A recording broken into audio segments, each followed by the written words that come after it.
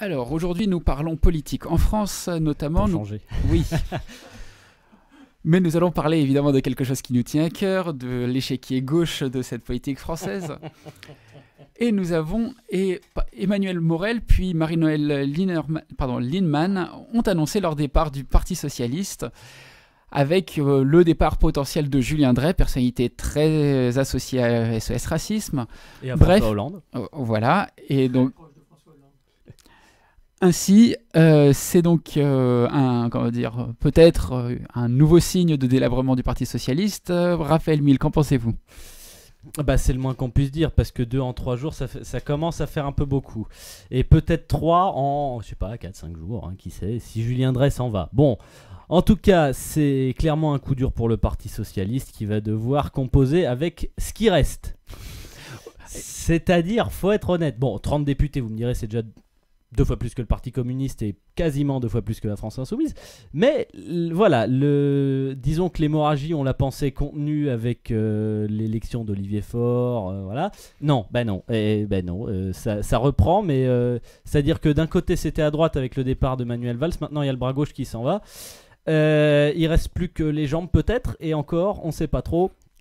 En tout cas, le PS se retrouve à terre complètement, et c'est peut-être bien une nouvelle étape de la recomposition politique à gauche, et cette fois-ci, et on l'a vu aujourd'hui autour de Jean-Luc Mélenchon qui était ce matin sur Europe 1 et CNews. Voilà, bon, et il n'a pas fermé la porte, hein, au contraire, il a dit mais voilà, si on peut trouver un accord sur le fond.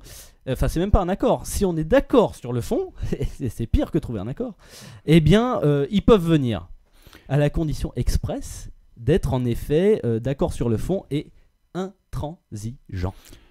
Mais bon, quand on parle de recomposition, je me demandais, est-ce que finalement, est-ce que le PS lui aussi peut se recomposer après cette fuite ? That is the question. Is the question, et c'est justement la question qui est posée avec ce que dit Jean-Luc Mélenchon. C'est-à-dire, il disait aussi dans cette interview ce matin que le PS c'est plus rien, pour faire simple. Que c'est pas pour rien qu'il a quitté le PS il y a un certain temps maintenant, etc., etc. Et il me semble que Jean-Luc Mélenchon avait eu des mots un petit peu inattendus, disons, récemment sur les... Ah oui, au moment de la fameuse motion de censure contre le gouvernement, où il disait qu'il était heureux d'être de retour parmi les siens.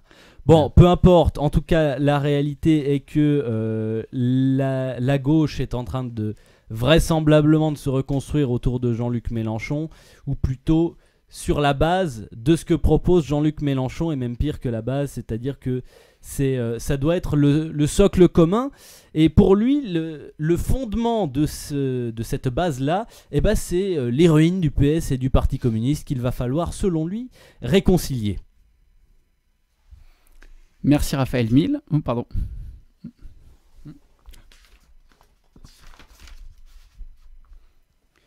Et quelle serait la perspective de cette recomposition, Raphaël Mille ? Alors la perspective, c'est éventuellement de gagner, mais le problème c'est qu'on est en Macronie, ça ne vous a pas échappé. Et... Oui, le nombre de députés de La République En Marche... non, mais je parle pas de ça. D'accord. C'est-à-dire que, vous savez, la perspective qui s'annonce, c'est les élections européennes, on en reparlera, vous inquiétez pas. Mais Emmanuel Macron veut créer deux blocs en fait, les populistes face aux progressistes. Et comment est-ce qu'il va falloir, si jamais on rentre dans ce schéma-là, où est-ce que se place la gauche ? Parmi les populistes ou parmi les progressistes ? Pour Olivier Faure, c'est très clair, c'est les populistes du côté de la France insoumise.